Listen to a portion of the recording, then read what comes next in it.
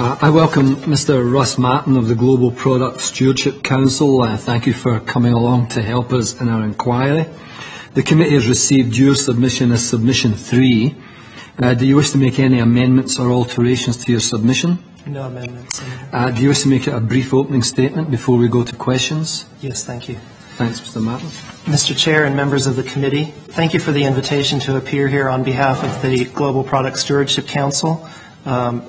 As you've asked us to identify ourselves, I'm Russ Martin, President of the Council.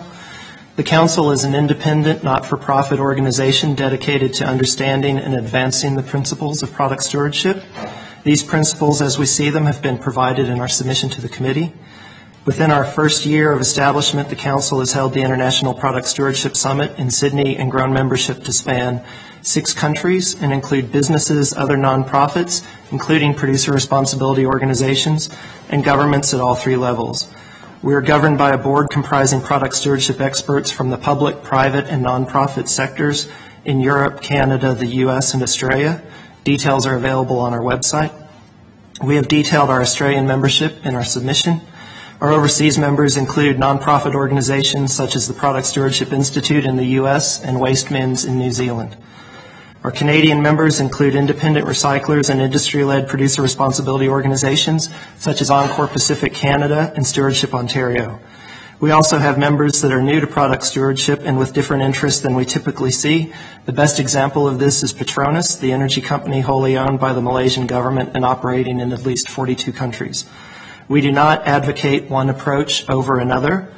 Rather, we help stakeholders to understand the objectives, strengths, and weaknesses of various schemes based on independent, peer-reviewed analysis and sharing information on emerging initiatives through our network of product stewardship practitioners. We aim to facilitate the development of effective product stewardship schemes internationally. We support shifting physical and financial responsibility from local waste and recycling programs to the producers of products in ways that are transparent and accountable, while giving producers the flexibility to deliver optimal results and minimize their costs. We prefer outcomes-based rather than prescriptive approaches.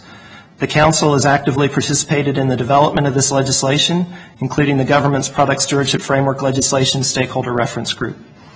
The Council supports Australia's development of Product Stewardship Framework legislation and supports the majority of the bill's provisions. In particular, we support the bill's intention to underpin voluntary and co-regulatory approaches to product stewardship.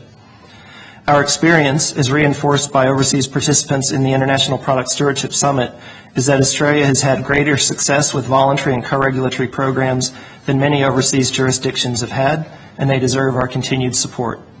The bill's objects and product stewardship criteria are largely consistent with the Council's product stewardship principles and actions. However, shifting financial responsibility to producers, which is instrumental to product stewardship and producer responsibility initiatives, is not specifically included as an object of the bill or otherwise addressed in the bill. This is the most glaring omission of the bill as introduced. The bill's provisions for mandatory product stewardship arrangements also appear to be overly broad as currently worded. The bill does not include in its criteria the cost and significance of resource recovery. The criteria for applying the legislation are quite broad and could apply to virtually every product sold in Australia. Most products are sold nationally and most would contain the potential for increased resource recovery. When considering the legislation, it is worth having a process established to prioritize products that encourages consistency and allows for stakeholder input. The Council would be pleased to assist in the development of such a process. The Council is supportive of the overall approach established by the Australian Government to prepare the product stewardship legislation, and we offer our continued support. I'm happy to address any questions you may have. Thanks, Mr. Martin. Well, I think you were here for Mr. Angel's evidence. Yes, I've been attending all day. So you've raised an issue that he has raised, and that is some other way of prioritising, involving business and the community in the application of the bill. What about the New South Wales Government's committee that supports the process in New South Wales? Is that a way forward? Yeah, I'm happy to address that. There is quite a good deal of support that we saw in particular during our International Product Stewardship Summit, and especially from state and local governments for prioritizing products based on items such as toxicity, hazard, cost to manage. And I would disagree with Mr. Angel's assessment, though, in that the New South Wales EPR priority statements were neither EPR nor prioritization. When you come up with 16 items that are of concern and none are prioritized, that doesn't seem like a prioritization to me. New South Wales also had a variety of criteria that were somewhat inconsistently applied. For instance, if you have, especially early on, addressing the potential to be recovered meant that cigarette butts were targeted as an item to be subject to EPR. However, because cigarette butts couldn't be recovered, they were kind of let off the hook. However, packaging, in which the industry has invested millions and billions of dollars in increasing recovery, they were specifically singled out for EPR precisely because there was the infrastructure to help recover them. I would disagree on the EPR expert panel in that a lot of the discussions were still essentially closed, and most of us actually found out the recommendations only after the reports had been published. I would encourage a more active stakeholder engagement, greater transparency and accountability along the way to open it up to a broader range of stakeholders and to have that be more transparent so that a more diverse range of views is heard. Yeah, thanks. You say that there's greater success with voluntary programs. How about tires?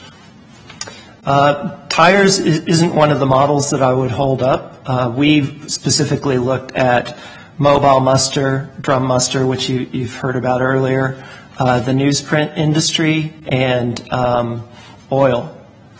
And those are all prime examples of voluntary approaches that have worked well, whereas a number of our overseas colleagues have had various experiences where they say voluntary programs don't work. And I think we've been happy to prove them wrong in a number of instances. That said, I think that's because of some of the circumstances which we have in Australia that might make it easier for us to do it as opposed to some other countries. Generally, a smaller number of players makes it easier to get agreement among those players. Australia won't be a major driver internationally of a lot of change because of our small market size.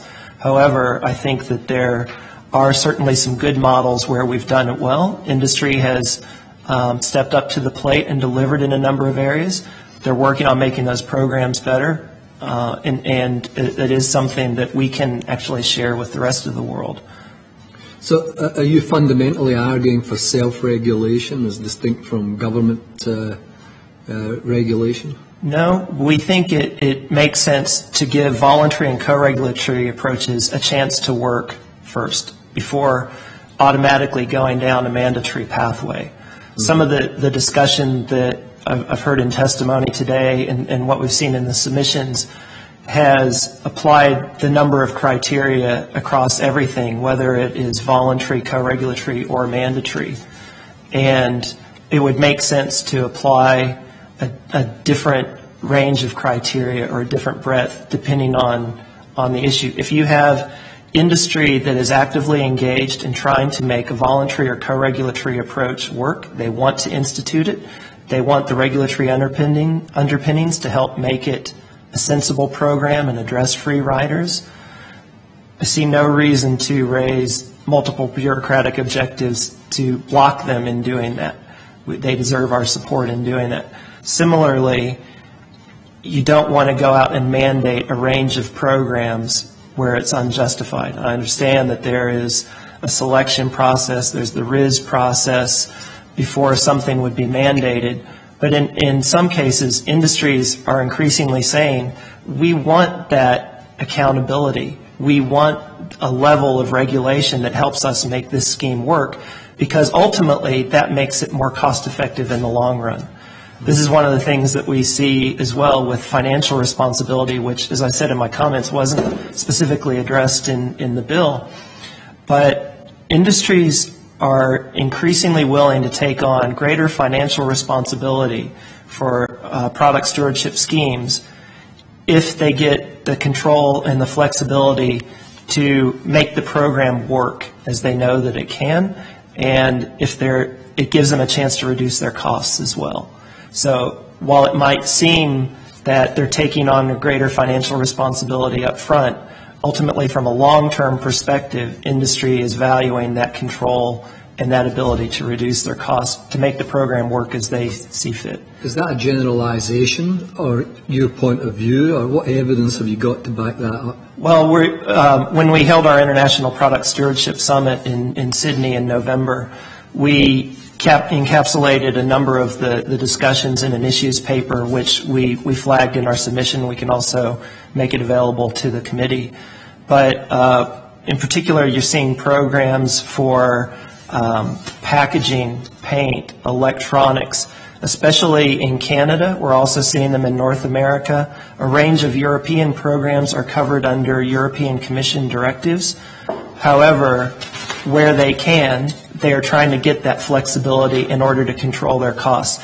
Where we see costs blowing out is in mandated programs where industry is not given that flexibility.